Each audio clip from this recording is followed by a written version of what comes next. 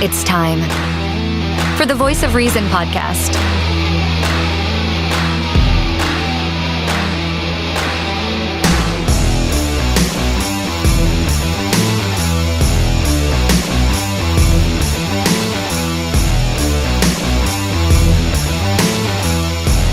Here are your hosts, Sean Phillips, Andy Van Beber, and Travis Kirkendall.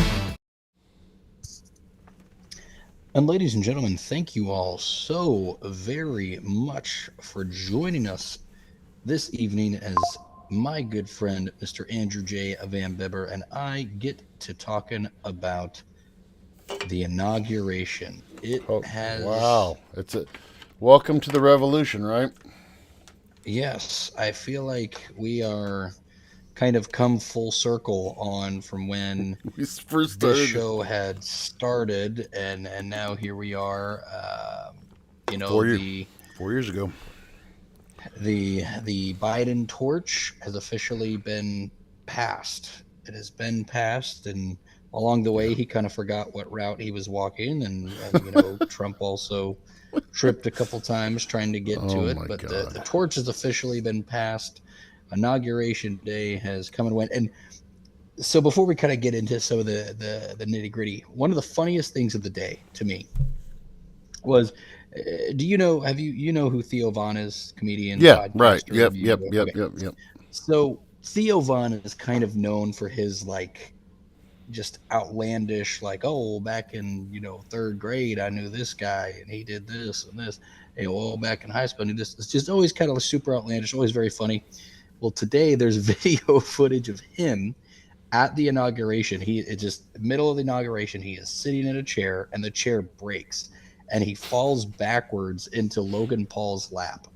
And if that's not a just conversation piece that, who's going to believe that? Who's going to believe I remember, at the last presidential inauguration, I fell into a billionaire boxer, YouTube wrestler lap at the inauguration of the president, which again, star-studded event. Elon Musk was in his, whether he was hailing Hitler or just really excited to see people. That was also I saw that. I was like, what is he doing?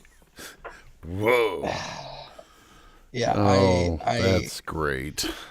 Yeah, it was definitely, I don't know, based off of kind of what we've seen, obviously the inauguration is a little bit different than campaigning and rallying, all that stuff, but I was kind of hoping for, maybe a little bit more fanfare. This one was inside just due to the temperature,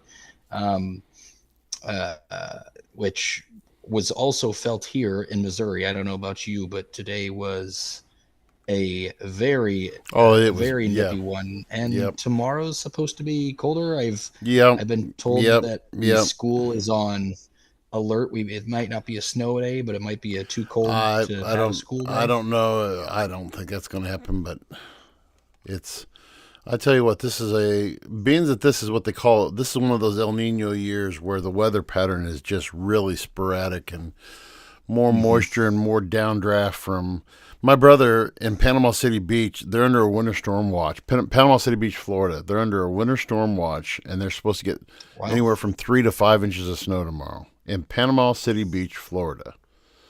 So that's how nuts it is. And this is, I believe this was the first time that something like this had happened ever, to do a inauguration inside.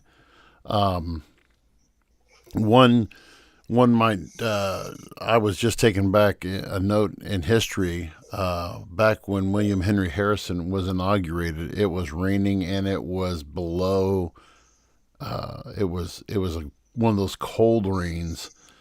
And this was back when they used to do the inauguration parade before the inauguration. Now it's reverse order.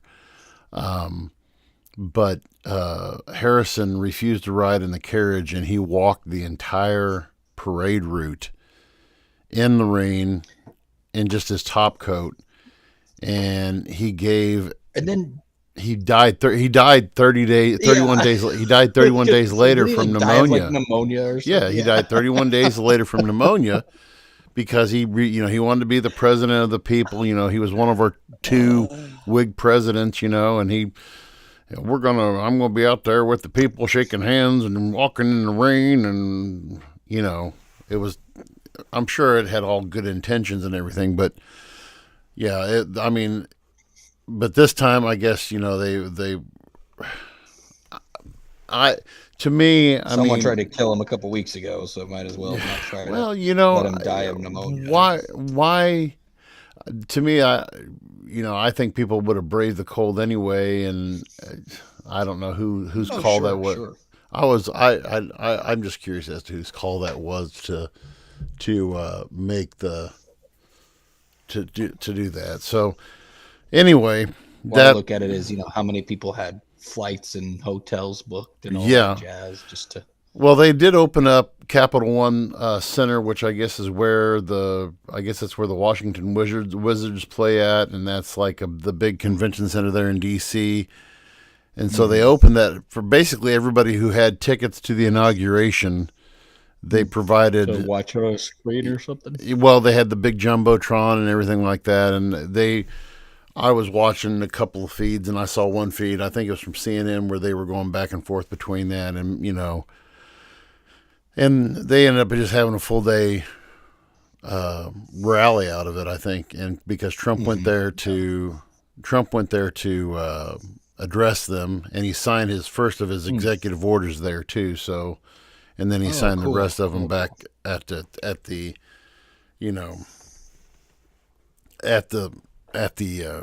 White House. So, nice. Some of the things that you can. Well, before we even get to that, I want to talk about one thing before we get into what Trump said.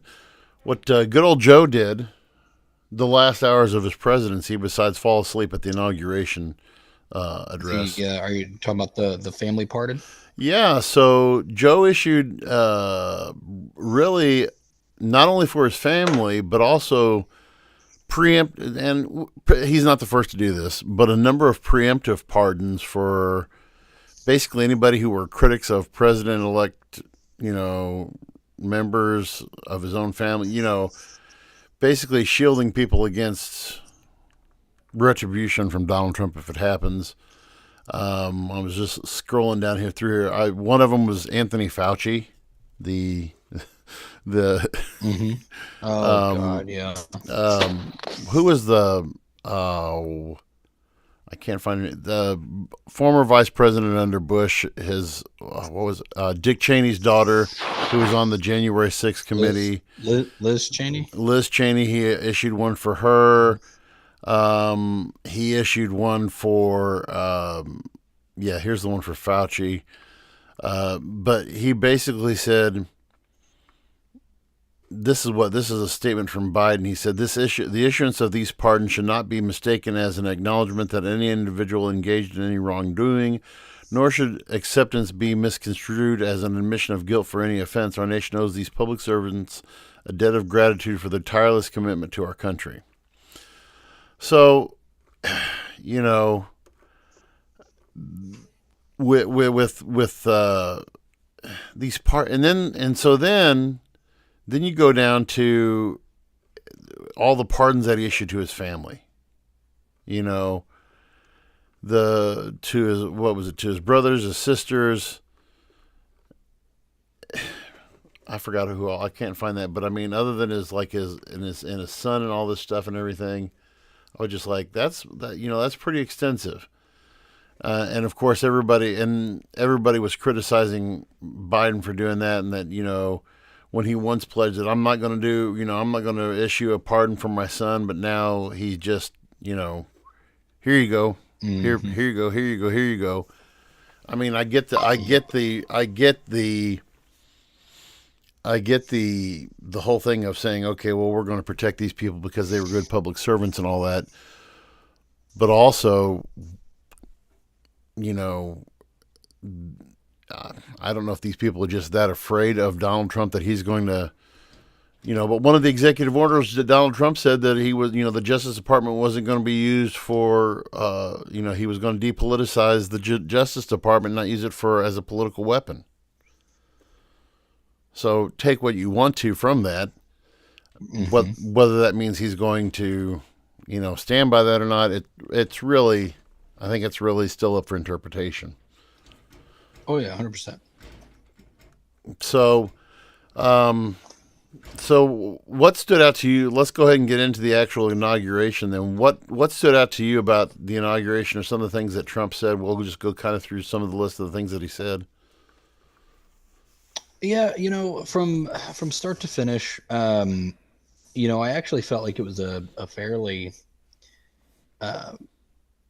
good speech. I felt like I was kind of worried going into this one that there's going to be a little bit of off the rails kind of things. Yeah, I think this inauguration to be an hour long conversation. But the Listen prompt to me. Let me was right there. How great we are, and right? How black that guy is over there, and let me tell you about how much of a Muslim Barack Hussein Obama is.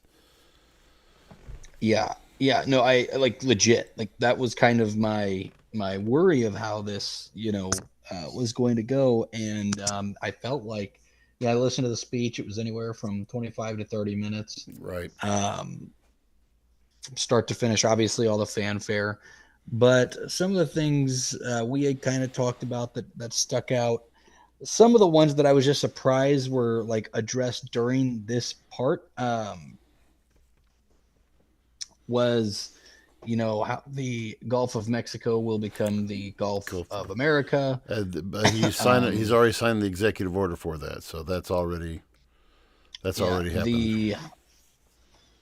The Panama Canal being ran by China, and how we're going to take it back from China because it was not a gift for the Chinese. Yeah. One thing that I actually thought was interesting because watching it all, the only time that I noticed, and I might have just missed it, but the only time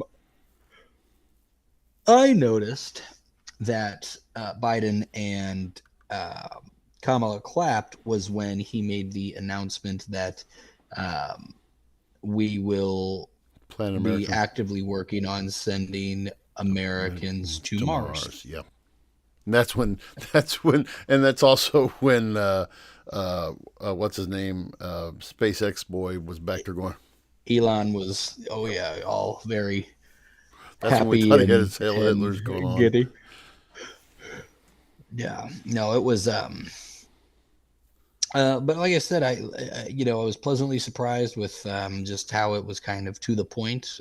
Again, I was very worried that was not going to be the case, and we were able to avoid that. So no, otherwise I thought it was good. The big things that I'm seeing on the internet, the big ones are, his comments on the government recognizing two genders, men and women. That's kind of the one that I'm seeing flurry the most online. But it'll be interesting. Like, again, we kind of talked about this last time. I'm interested to see how this is going to affect the relationship. So Missouri has a working relationship, the Missouri National Guard does, with Panama. Mm-hmm. We have full-time Missouri Army National Guardsmen in Panama. So I'm interested to see how this is going to affect that relationship, and what it's actually going to entail going forward. So for someone that is very, sorry, I keep yawning on you. Very right. Anti, hey, we're trying to end this war. I'm going to get us out of this war. We're going to stop this war. The terminology being used about, we are going to take the Panama Canal, we're going to get it back is, I don't know, it feels a little bit like an open threat. I did think that it was interesting to hear, I knew he would talk about potentially the oil, getting back to drilling. That did not surprise me. That didn't surprise me at all. Yeah, but, I thought it was interesting. He did talk about how, we were going to be expanding. We were going to be a growing nation. He said, not just with people, but with territory as well. Mm-hmm. So I know there's been these talks about, the purchase of Greenland and this, that, or the other, annexing some of these other countries. So I'm interested to kind of see what that will entail and if that'll be something that changes in the next 4 years. Well, I saw, so this is on X right now. Jose Molino, who is the president of Panama, he's basically reaffirming Panama's sovereignty over the canal, emphasizing the waterway will remain under Panamanian control and in accordance with the Torrijos-Carter Treaty signed in 1977, which gave the control.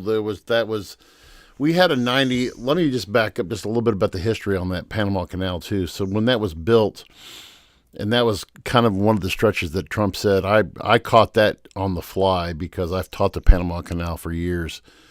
And he said there were like 38,000 Americans who died in the building, and there was a little bit between 5,000 and 6,000 Americans who died. Total on the project altogether was somewhere between the French and American, because the French tried to build it first, somewhere in the neighborhood of about 12 to 15,000 people died in the construction of that. But anyway, Trump said that the quote was, "The purpose of our deal and the spirit of our treaty has been totally violated."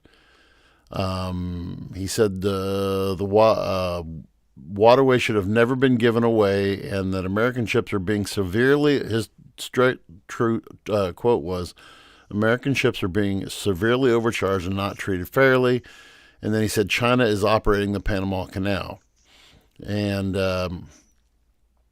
then so the actual, here's the actual quote from the Panamanian president. "I must fully reject the statements made by President Trump regarding the Panama and its canal in his inaugural address. I reiterate that what I said in my message to the nation on December 22nd, the canal is and will remain Panamanian."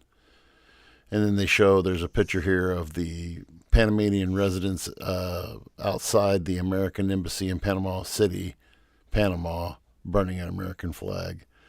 So that is, I think that's, we knew that Trump was going to come in and he was going to really rattle a lot of feathers today.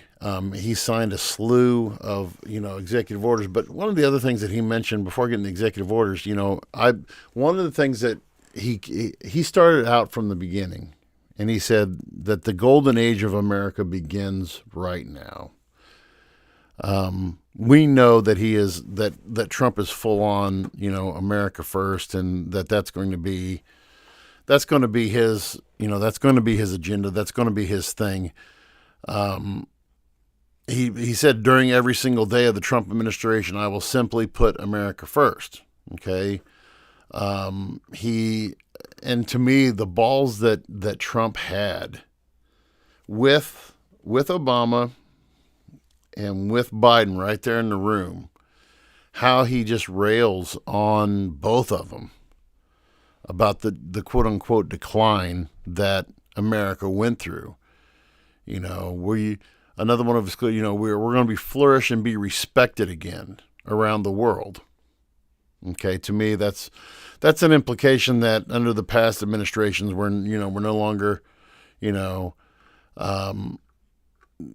then like you said, one of the things that he went on was the whole, we're going to recognize only two genders, male and female. Now, as I do totally agree with that, and I totally sorry I'm not sorry if I offend. It's just my belief that I also believe in that.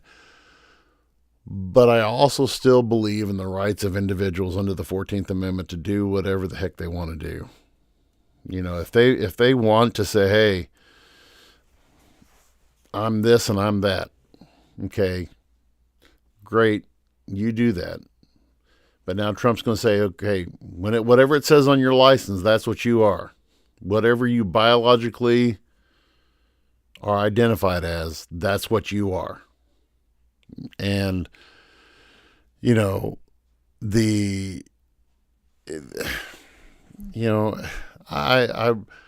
this is, in a talk of saying we're going to unite America back together. We are more diverse. And tell me if I'm wrong on this, please. correct me, but I believe we're more diverse now than we have ever been as a country, as far as people, just the amount of nationalities that we have within our border now, the number of religions, the number of just different beliefs. We are, I may be wrong in saying this, but Trump is pulling this pipe dream of, well, and Joe did too, as far as that goes. But we all need to be united under one banner and blah blah blah and all this other stuff and pushing for American nationalism. I think it's hard to push for a spirit of American nationalism when there is so much diversity on the American plate. We can't. I don't think it's easy for everybody to come together and unite under one flag. Am I totally off base by thinking that? No, I'm pretty much in the same. You got to just look where we are as a nation. We're rather large. I think a lot of people forget that, especially like when we compare ourselves to places like Europe. Like geographically, we're just so much larger. Mm-hmm. And so you take that, and people from all different walks of life. I couldn't fathom what it's like, even when I lived in LA. Living in LA, in downtown West Hollywood, is still 10 times different than what it is to live in like downtown New York, right? Or walking around in Brooklyn or the Bronx, anything like that. It's a different world. And you compare that to where I live now. I bought a house in a town of 70 people. We are vastly different. I mean, as crazy it is to say, like the last time, our country had real unity was around 9/11. That was kind of I feel like the time exactly. Where you turned on the radio and people and there's American themed songs that are being sung. I would say we are an extremely diverse nation because of what America is. Send us you're sick, you're weak, you're poor. The Statue of Liberty is there telling you, we are a Send nation me your huddle where, masses. You're going to be free. Yeah, but because of that,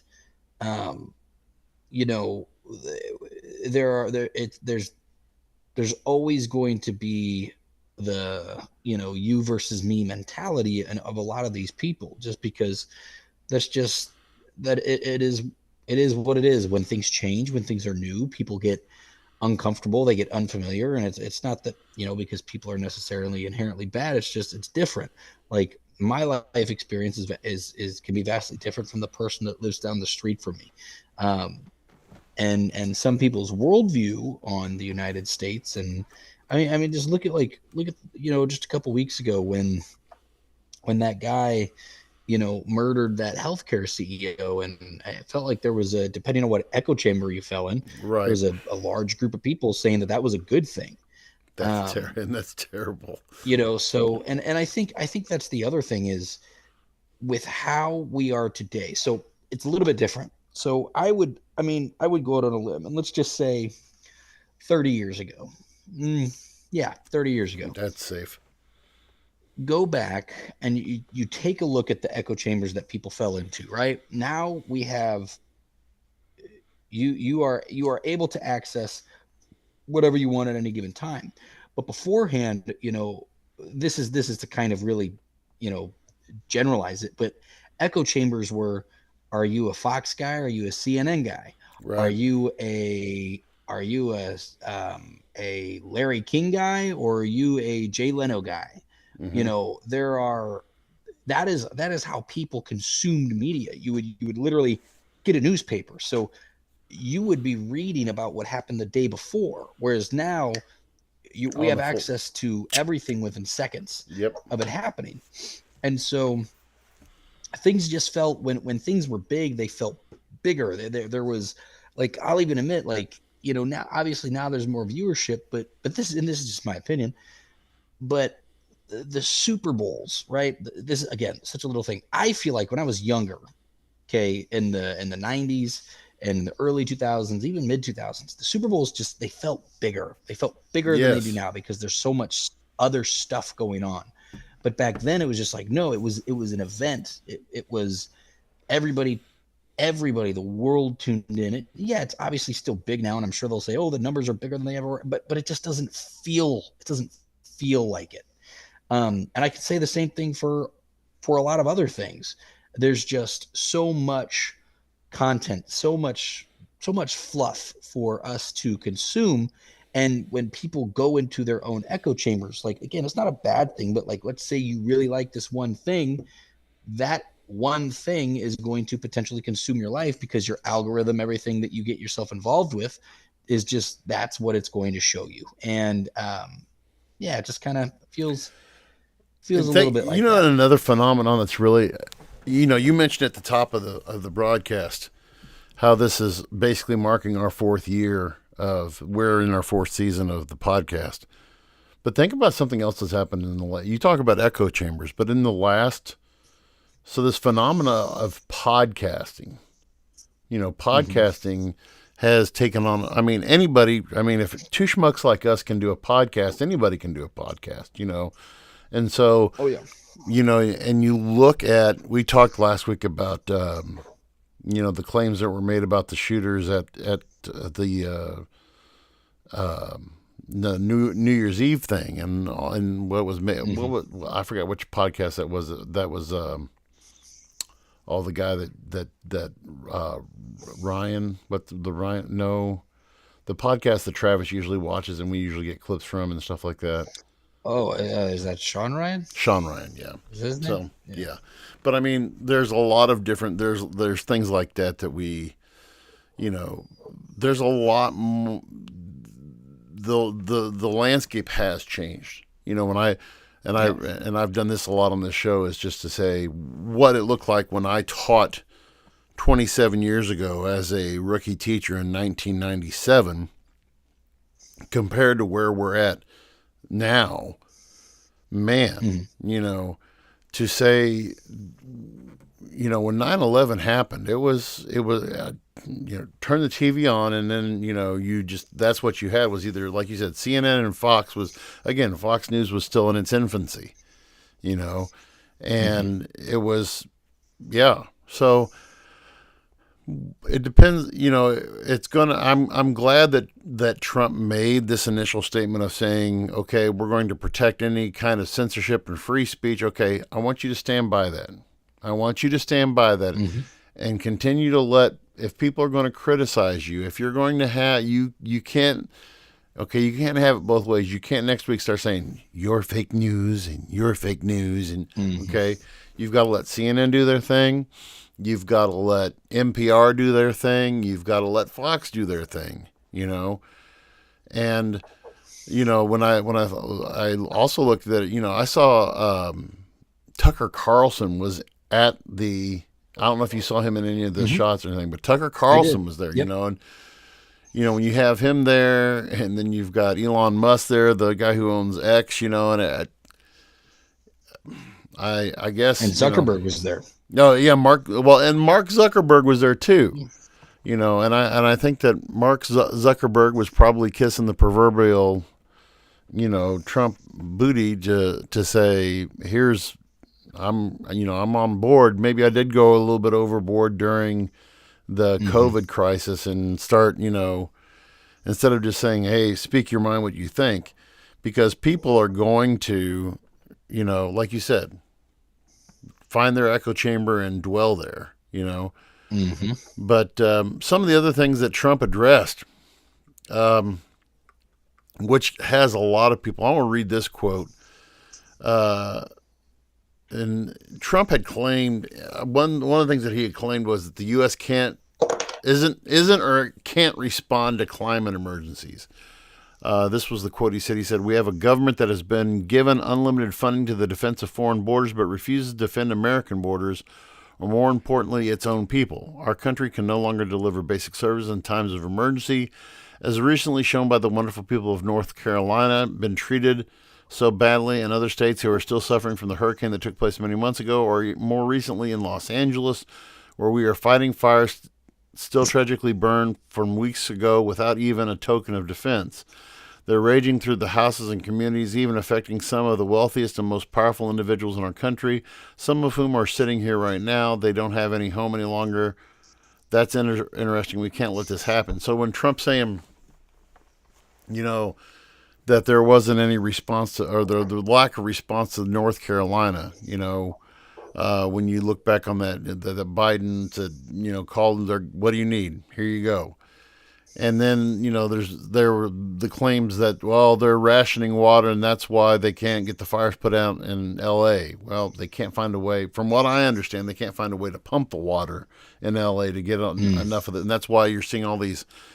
And by the way, I've been watching, my latest crack addiction is watching all of these, just the videos of these planes going into the reservoirs and everything out by Los Angeles and going out in the ocean and just getting big things of water and just going. That's amazing. So, one of the other things that he mentioned, I had another quote that I had saved here that he had talked about. There's the pen. So he was going. We're going to drill, baby, drill. Drill, baby, drill, baby, drill, baby, drill. One of the things that he said was going to help lower cost, and he actually signed an executive order that said, hey, every agency, I want you to do whatever you can to find solutions to help start lowering inflation rates. And one of the things that he said, we're going to do this drilling. We're going to pull off the restrictions that are put on these oil companies. He also said that we were, the tariff thing. So the tariff is, he wants to do something about, the tariff and pass the savings on to American people, which I have said over and over and over again. That is, if you're buying into that, that is a total falsehood. The American consumers, folks, listen to me, please, please, please, please. I can't emphasize this enough. When it comes to tariffs, the other countries don't pay it. We, as the consumers, those countries, those foreign companies pass that on to you in this. And so if you still want your product from X or Y, and those X or Y comes through Canada or comes through Mexico, you're going to pay a higher price for it. And just be aware of that. That to me is just one of those dangling things that drive me nuts in that. But other than, like you said, I was really excited. I am a big space guy. I was born at the tail end of, the hype of going to the moon. 1974 was Apollo. They scrapped Apollo 16. So Apollo 16 was supposed to launch, or 15 or 16 was supposed to launch the year that I was born, and they scrubbed it. Because how many times can you go around the moon? How many times can you land on the moon and it still be, I would love, one of my top 10 movies is The Martian, with the guy from why is his name skipping me right now? From the Brad, are you talking about Matt Damon? Yeah, Matt Damon, who did just a great job. And I mean, to me, that's, when I watch that movie and I'm just, I just wonder how far off of science fiction we actually are with creating spacecraft like that can go that distance and do that kind of stuff. But I'm excited. I would love to see, I would be the first one. I'd be glued to the set whenever, the Mars landing. That would be phenomenal. So, so the last part of the show here, I just want to talk about some of these executive orders that we are recording this on the day of the inauguration, even though it's being broadcast on Thursday. Let me just bring up some of this is on Newsweek.com. The executive orders that he has, the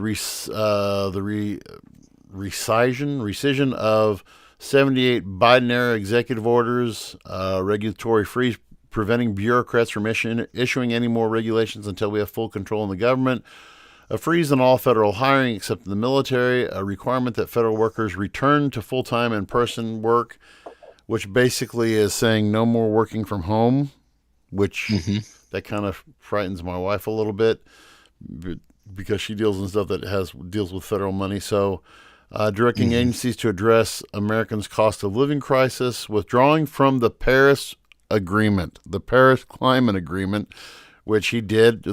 Shouldn't be a surprise because he did that that was signed in 2015, and when Trump came in office, we pulled out of it. Biden put us back into it. Trump pulled us back out of it, which is the beauty of an executive order. You can pretty much just rescind anything that the guy before you did. A directive to the federal government ordering the restoration of freedom of speech, and we talked about in preventing government censorship of free speech going forward. A directive to the federal government ending the weaponization of government against the political adversaries of the previous administration. The big one. Now, this is the big one, which I want to spend a little bit of time on. Trump signed, and this is within the last 30 minutes, Trump has signed a pardon of more than 1,500 people convicted in connection with the January 6th Capitol riot. Among those is the head of the Proud Boys, and I don't have his name right in front of me, but they're saying within 24 hours he's going to be released from jail, and that really, Nancy Pelosi took to X just a few minutes ago, and she said it was a slap in the face to American police officers and people at the Capitol who defended. So basically, everybody who, I guess the shaman cult or the shaman chief whoever it was took a dump on Nancy Pelosi's desk, to everybody who charged through the front doors. Hey, thanks for coming. The head of the Proud Boys, just to clarify, there's a difference between a pardon and a commutation. He got his sentence commuted. He had the most extreme of he had a 22-year prison term, and his sentence got commuted. Credit for time. His record isn't going to be expunged. He's still a convicted felon. Yeah. Where have we heard that before? But he's still a convicted felon, and he's not going to be able to, he's still, the regulations that are put against him by the federal government for being a felon still out there. I mean, is this, man, I go back to how Biden did all of his pardons, but are we talking about the same things, the Biden pardons versus pardoning the January 6th guys? I mean, is that even remotely equal, or do you think that's, should that something, hey, you guys, because, aren't we given the green light then that if the government pisses you off enough, you get to take the streets and storm the Capitol? Is that the precedent we're setting? I don't know. In a sense, yes. In a sense.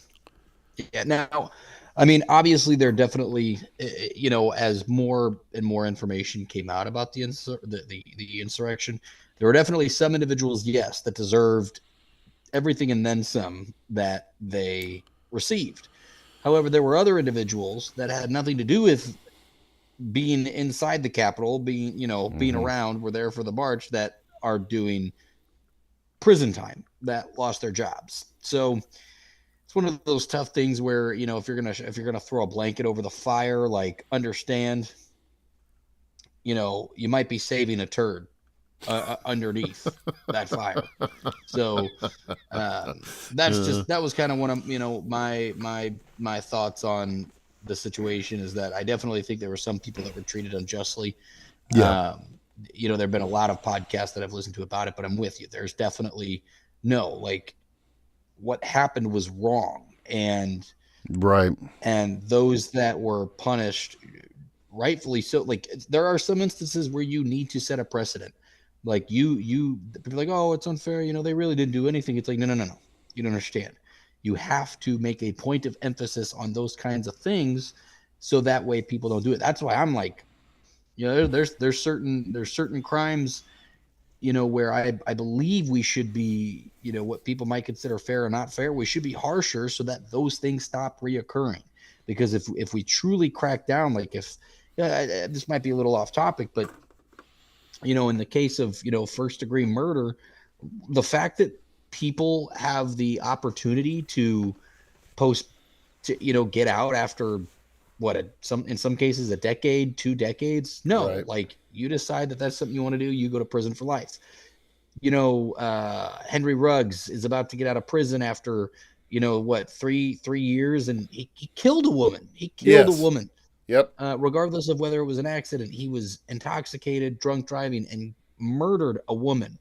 And just a couple years, like realistically, that feels like a slap on the wrist.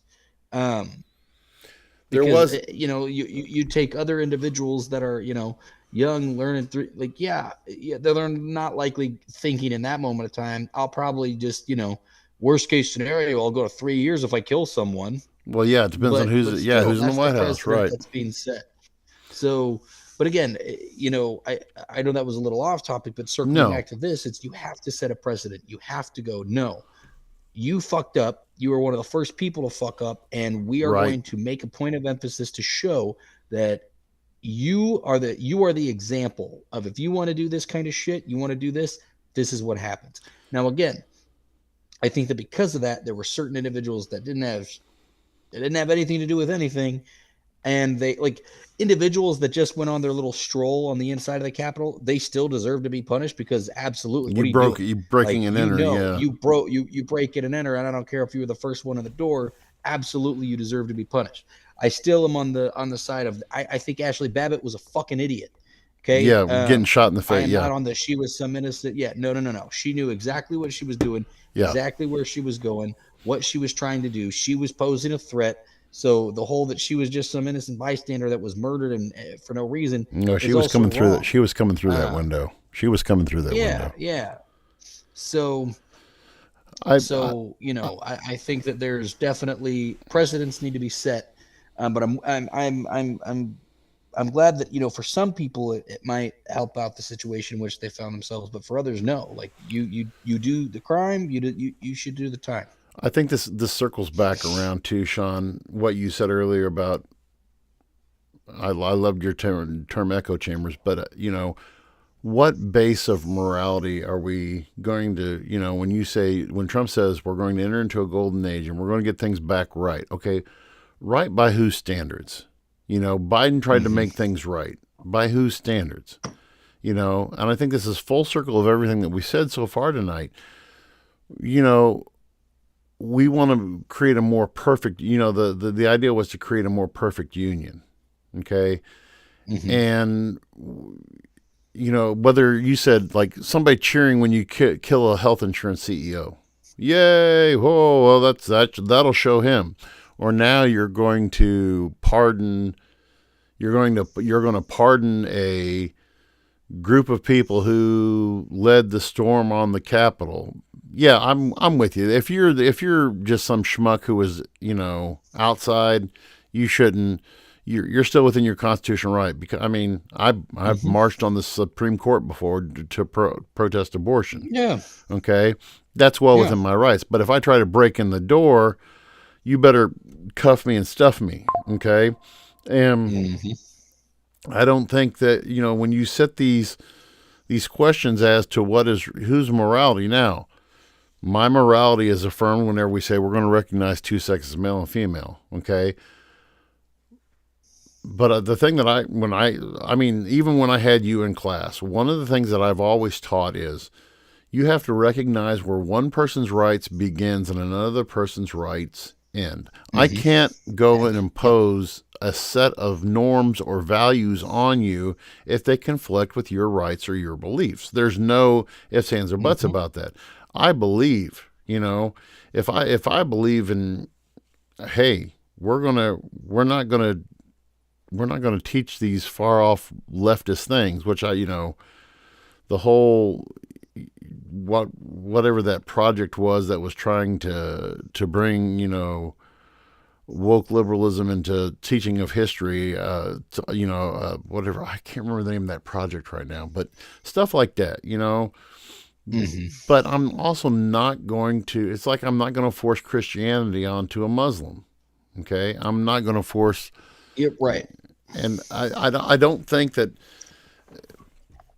and this, I know I'm reiterating and repeating myself when I'm saying what I said earlier, but Trump's desire to go back to a golden age of people who really, I was around for whatever you want to call that, quote, golden age. Mm-hmm. You were a youngin' in that quote unquote golden age. You mentioned 9/11, and I mean, you were a youngin' in that, and yeah, if I'm considered golden age, okay, there you go, but it still wasn't that great. But the things that conservatives have to, and we have a largely conservative audience who listens to us, and we thank you for your support.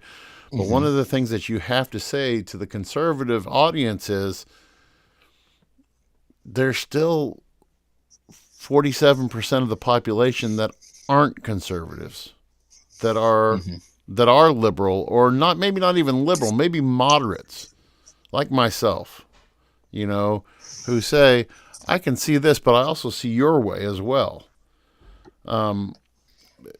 We can't just totally sway to one side of the spectrum versus the other side of the spectrum. I mean, and that's what frightens me about going from Biden to Trump, or Trump to Biden, Biden back to Trump, and we're just seeing this massive swing either way. And, the coming weeks are obviously, thank you, President Trump and President Biden. Well, thank you, President Biden, for 4 years of providing us with endless material that we would never have been able to do without you. So thank you, President Biden, for that. Yes. Yes. All the endless video clips, endless video clips. I remember we did his last State of the Union last year, and we did that State of the Union live, and we were like, both of us were sitting there going, and so I think that we're, however long we do this for, we've got 4 more years of material that, barring a civil war, I don't know, but yeah. Yep.